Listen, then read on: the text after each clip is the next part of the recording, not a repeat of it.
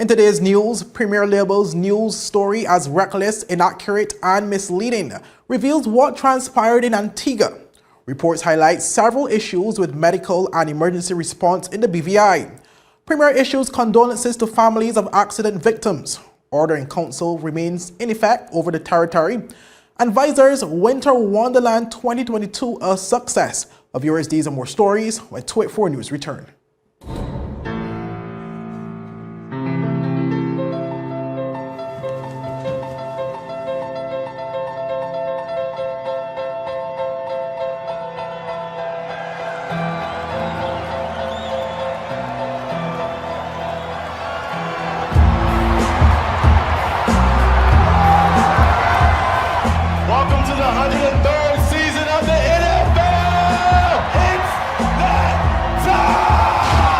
It's that time for the NFL playoffs every weekend with CCT Live, showing every game on CBS, NBC, ABC, and ESPN, including the Super Bowl. Sign up for CCT Live today. There's no game like this game! Don't worry about missing your favorite series, sports, news, and local programming. Come to CCT today and ask about a 1-month free trial to access over 80 channels. CCT Live. Bring it home. It feels good. Welcome viewers to the Monday, January 23rd, 2023 edition of 284 News. I am Kamal Haynes, bringing you the latest out of the British Virgin Islands.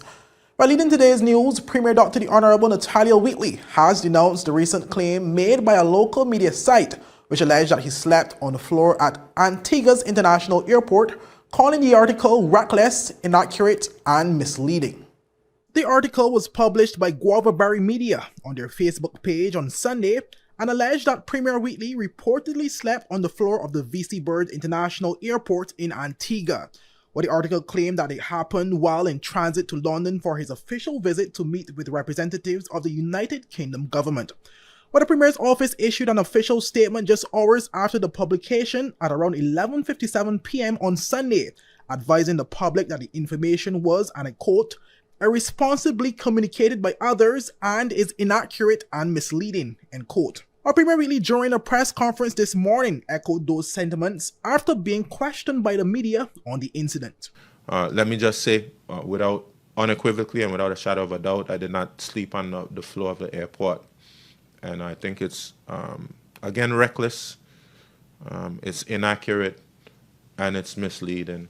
And the story also, I would say, unfairly has a negative focus on my support team. Let me just recognize the excellent support that I got from my permanent secretary, Mrs.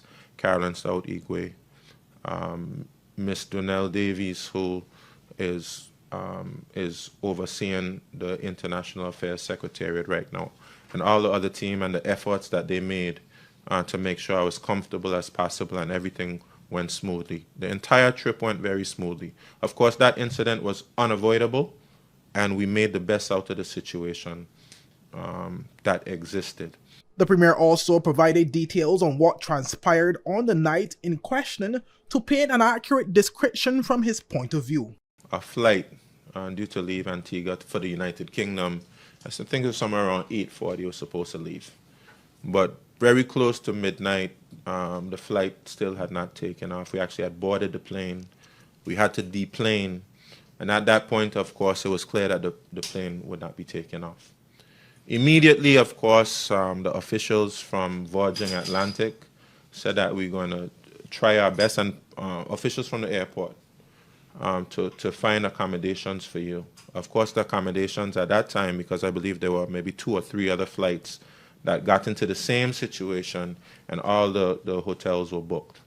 So we were advised just to wait in the airport until a hotel became available. And when the hotel became available, we went to the hotel, and then we were able to engage the BVI London office through a virtual call. And of course, later in that day, we were able to catch our plane and go to the United Kingdom. Premier Wheatley also urged the media company to take down the article, as he reiterated the misleading nature of the information presented. And I'm grateful for the concern that persons have shared,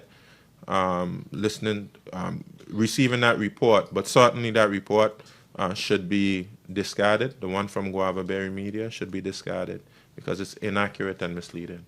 Reporting for Twit4 News, I am Kamal Haynes. Well, moving on, viewers, where several issues continue to impact medical and emergency response on each of the main sister islands across the British Virgin Islands. For more in this report. This is according to a recent document observed by Twit4 News, which was prepared by the Sister Islands Unit and the Office of the Deputy Governor. But the document highlighted several issues in an assessment conducted in 2022 that involved various government departments, units, and organizations. Well, these entities included the BVI Health Services Authority, the Fire and Rescue Department, the Royal Virgin Islands Police Force, Virgin Islands Search and Rescue, district offices on each of the main sister islands, and business owners within the hospitality industry. But issues found within the government-based entities range from lack of staffing to lack of supplies and equipment, and found a huge inconsistency with protocols that exist for medical evacuation. As it relates to lack of staffing, the assessment found that all entities interviewed spoke to a need for adequate staffing, with some departments operating with less than a skeleton staff and not receiving the support needed to properly execute their duties. On the topic of supplies and equipment, entities expressed having to wait sometimes for 1 to 2 months for critical supplies needed to carry out their duties. The absence of an ambulance on Jos Van Dyke was also highlighted, considering the large elderly population and high influx of tourists, which emphasizes the critical need for such on the island. But the assessment also found that no established process or course of action for emergency response exists on the sister islands of Jos Van Dyke and Antigua. It further revealed that despite having processes in place for Virgin Gorda, they were found to be, and I quote, flawed and filled with operational challenges that must be remedied, end quote. The document said, and I quote, most residents opt to use their own connections and resources to get loved ones transported to the main island of Tortola. But this poses to be quite stressful for residents and should be established within the ministry and shared with communities. There have been several noted incidents that have taken place over the course of the year that have had ill or damaged residents waiting hours for medical evacuation, end quote. A discovery was also made that a lack of awareness and information on the steps to be taken in the event of emergency after the clinic exists among residents on Jos Van Dyke and Antigua. What the report said, and I quote, during a medical emergency, average sister island resident does not have a full understanding of the process that should be taken after clinical assessment or even which number to call for EMT assistance. Additionally, with the amount of tourists that visit the sister islands, it is important that communities are fully aware of steps, end quote. One of the main findings from the study conducted on the businesses and community members was the lack of trust in the existing medical and emergency response system. It said, and I quote, community members interviewed shared a common lack of trust in the system and opt to seek medical attention off island if possible. Additionally, some have even chosen to sign waivers so as to not be transferred to the hospital to receive medical care. Most do not contact the emergency switchboard and make calls directly to persons working with fire and rescue or VISAR in the event of an emergency, end quote. But the report also proposed a number of solutions to remedy problems that were discovered, but these include having stakeholder sessions, the establishment of protocols, emergency training, establishment of medical evacuation processes on each sister island, budgeting for staffing, ambulance, boats, barracks, and an ambulance in 2024, the development of quicker requisitioning, and hosting community awareness sessions. Reporting for Twit4 News, I am Kamal Haynes. Ahead of his January 23rd address on his recent trip to the United Kingdom, Premier Dr. the Honorable Natalia Wheatley took a moment to share his condolences to the families of the 2 local men who lost their lives in vehicular accidents on Tortola and Jos Van Dyke during this time abroad. I would like to extend my deepest condolences to the families of the 2 men who lost their lives, as well as the wider Jos Van Dyke community, as well as our community here on Tortola, with the passing of Sedi Carlwood and Vincent Huggins. I know that you are hurting right now, and I pray that God will ease your pain in this time of grieving. Wheatley also briefly cautioned members of the public to be safe as they travel the territory's roads. I want to encourage everyone to be as vigilant as possible when driving on our roads.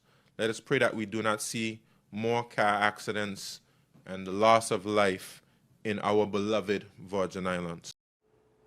Well, up next, order in council remains in effect over the territory, and VISAR's Winter Wonderland 2022 a success. But these stories and to it for news return. Hun, it's asking for your password. Huh? You were logged out. I need the password. BR,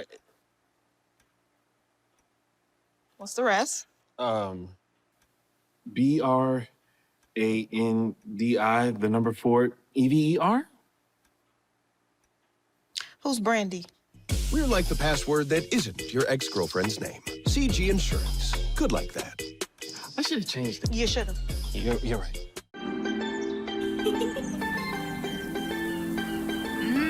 There are many ways to enjoy life, like so many ways to count on Popular.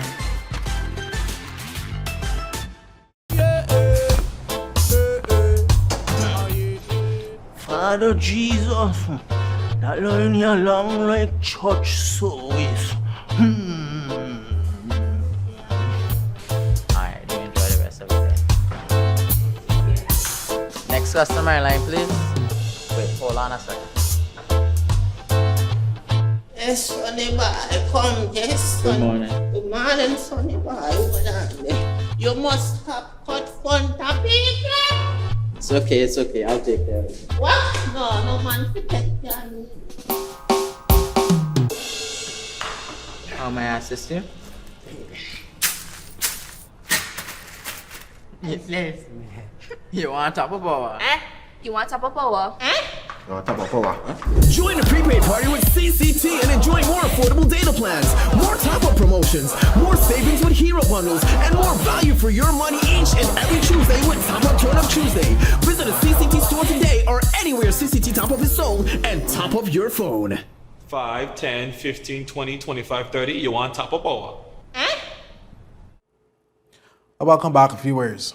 But despite his promises of addressing and requesting the removal of the order in council, which presently still looms over the territory of the Virgin Islands, Premier Wheatley in a recent press conference confirmed that the order in council is still in effect and that negotiations are ongoing.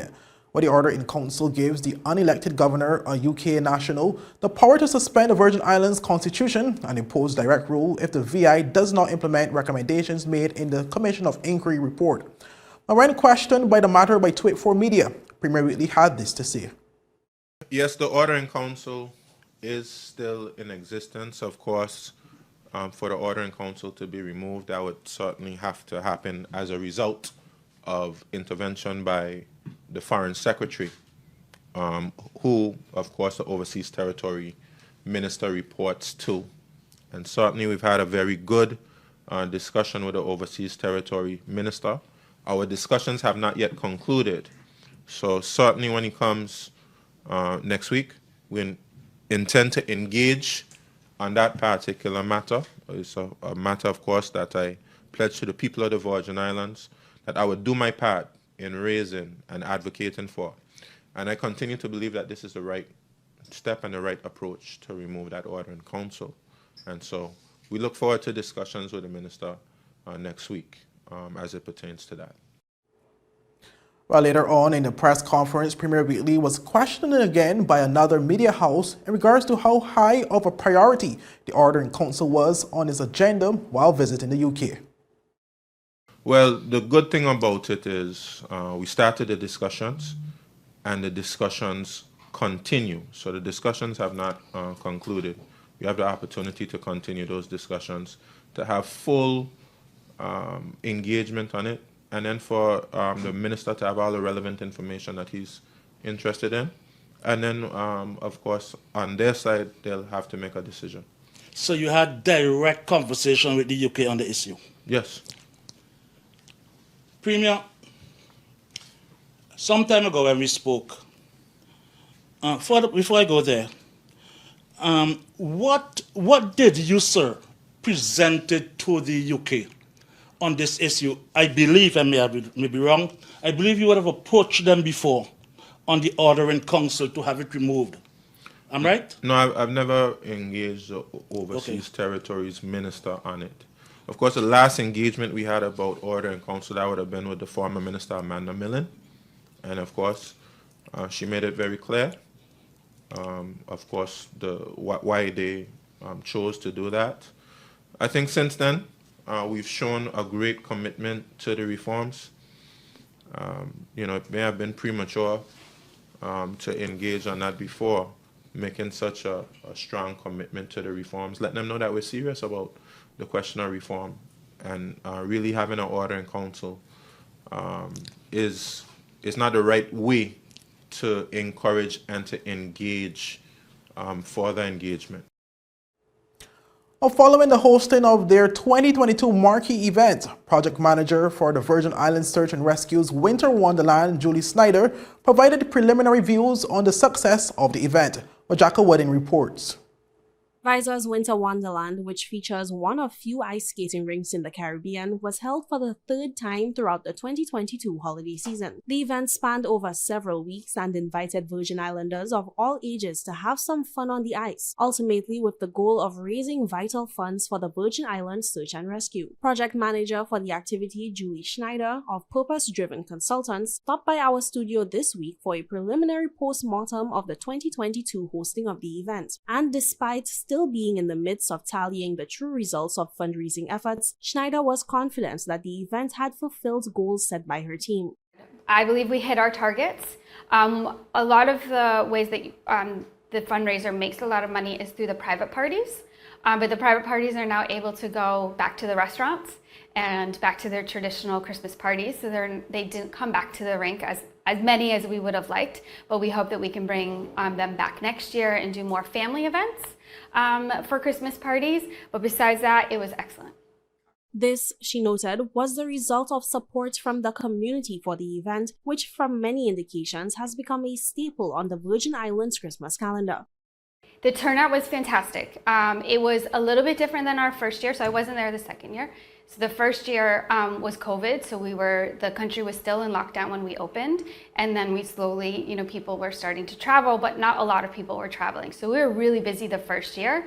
So this year was our first year where there was no COVID restrictions. We still took, precautions for COVID, but there wasn't the standard protocols that we had to be put in place.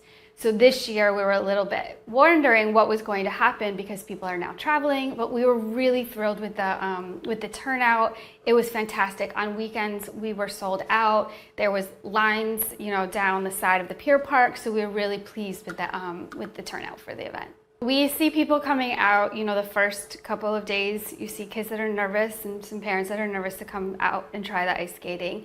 And then you see them immediately on the ice, probably fall a few times, but they get back up and they're smiling, they're having a good time. And then you see them repeatedly coming back. So we had some families that came back 5 or 6 times. Some families that came out every Sunday. We'd have one family that came out 15 people strong every Sunday to come out skating. And then you started hearing people asking around town on Facebook, messaging, when's the ice skating rink opening? When's the ice skating rink going to be there? So that's when we realized this is part of the Christmas season, and that's what it was about. It's a community event.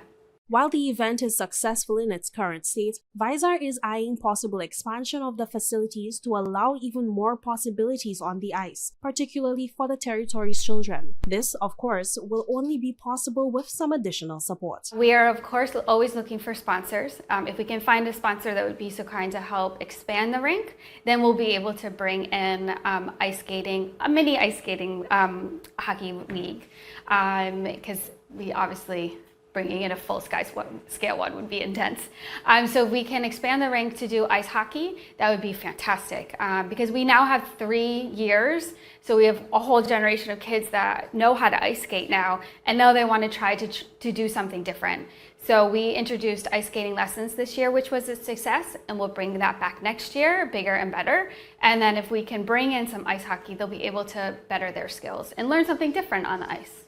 VISAR thanks members of the public and the business community for their continued support and is urging persons to keep an eye out for upcoming events to take place throughout 2023. For 284 News, I am Jacques Wooding. Well, up next, BVI government signs MOU with University of Southampton and taxpayers to benefit from new systems. Well, these stories after a word from our sponsors. Is business slow, cash flow down, hosting an upcoming event? We can help. Advertise with 284 Media and take your business or event to the next level by enhancing your present marketing and messaging strategies. Allow our team of experts to create a personalized ad that sets your business apart from all the rest. This could be your business or event. So, what are you waiting for? Contact our marketing team at 284media@cctbvi.com. Advertising with us works.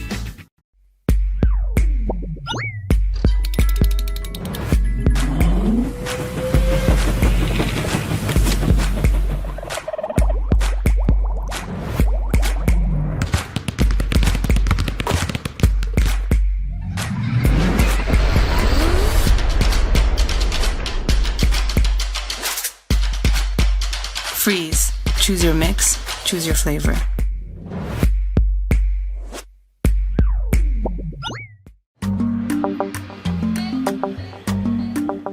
Yo, everything good, Dad? Aye. This thing got me one way, Daddy. What do you mean? Ever since I hook up with this thing, can't eat, I can't sleep. This is the first thing I touch it when I reach home. What do you really? Hey, this ain't like you, you know. Dad, this thing got me staying home, keeping out of trouble me. Wow. What your name is? Shit. I talking about my CCT life. Don't worry about missing your favorite series, sports, news, and local programming. Come to CCT today and sign up for CCT Live to access over 80 channels. CCT Live. Bring it home.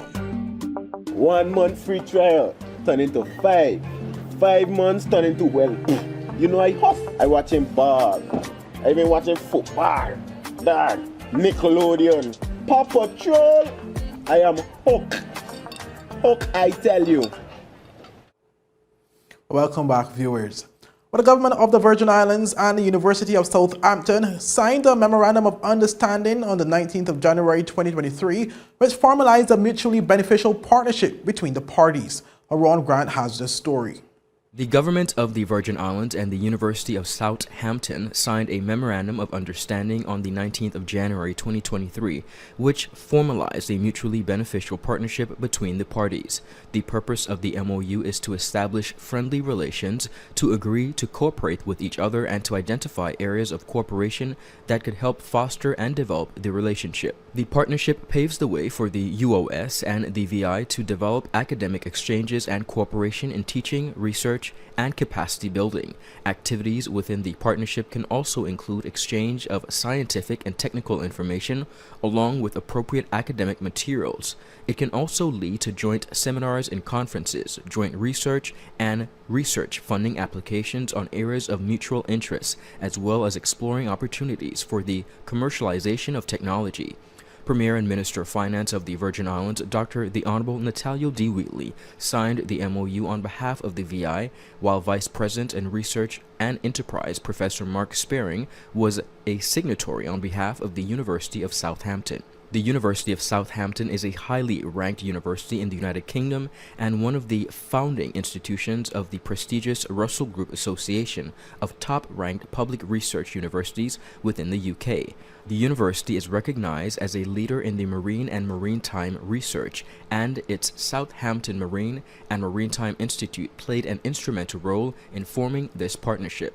Premier Wheatley, in commenting on this significant milestone, stated, and I quote, "Today's signing marks another step in my government's commitment to protect our vital marine environment. It firmly demonstrates our willingness to seek out affiliate relationships that provide us with the tools to identify challenges and opportunities in the maritime sector. This will allow us to support a safe, secure, and thriving ocean environment and further propel the diversification of our economy." He continued by saying, "As the global reliance on the world's oceans increases, the BVI is keen to position itself to improve the way we utilize and protect our marine environment. A better understanding of our marine environment is key to achieving our ambitions." For many developing ocean states in the BVI, Premier Wheatley stated, "Collection of marine geospatial data is vital to supporting sustainable economic growth and protecting communities from the effects of climate change. Therefore, gathering this data and building new partnerships that help the territory to use the environment responsibly has never been more important." Premier Whitley explained that he is truly excited about this new partnership with the University of Southampton, which will mean shared education and research opportunities as well as exchanges. He said the government of the Virgin Islands is proud to be connected with such a prestigious, world-renowned institution that is so highly regarded for its groundbreaking marine and environmental work.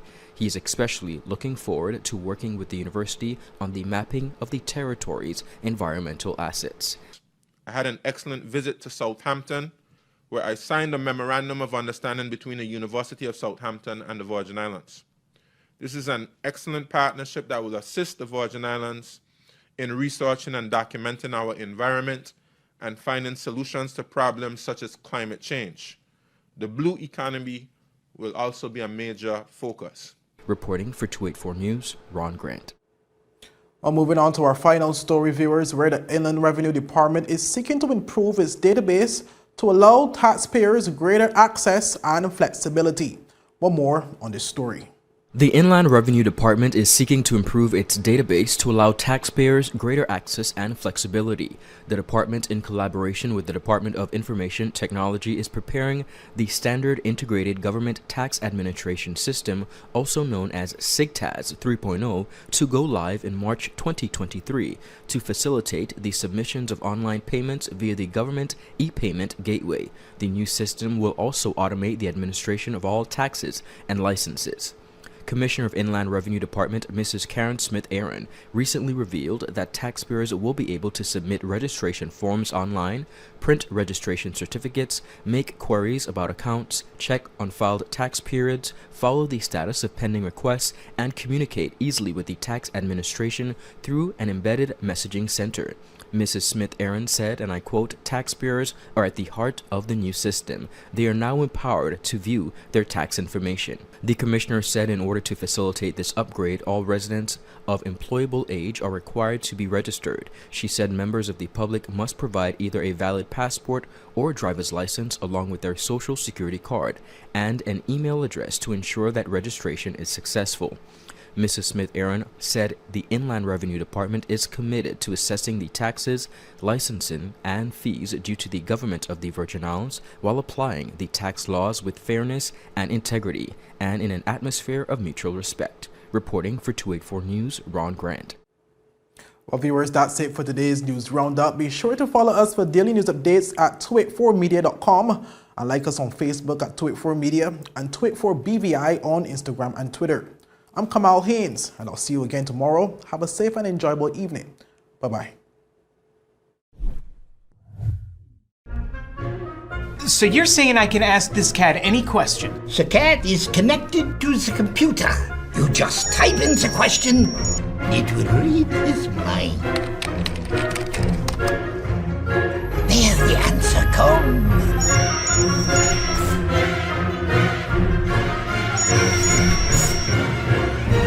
You're the man! I've been looking for this for weeks.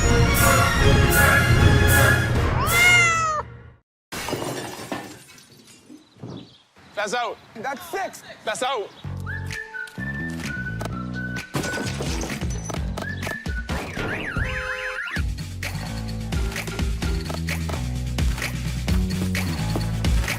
With worldwide medical coverage and affordable premiums, we're like a home match that isn't played at your actual home. CG Insurance. Good like that. My turn. Oh, come on, guys. Introducing a show poised to help guide modern-day men into 21st century distinguished gentlemen. It doesn't always involve suits and bow ties, but raw, real-life lessons. I'm taking you outside in the field to share the journey of some of the BVI's the best and brightest men. From East End to West End, Virgin Gorda to Jos Van Dyke, not forgetting Antigua. Our Virgin Islands gentlemen are doing the damn thing. We are the movers and shakers of this generation. The Art of a Distinguished Gentleman. Season 4 by yours truly, Ron Grant. Raising a generation of greatness. Wednesdays at 8 p.m. on 284 Media.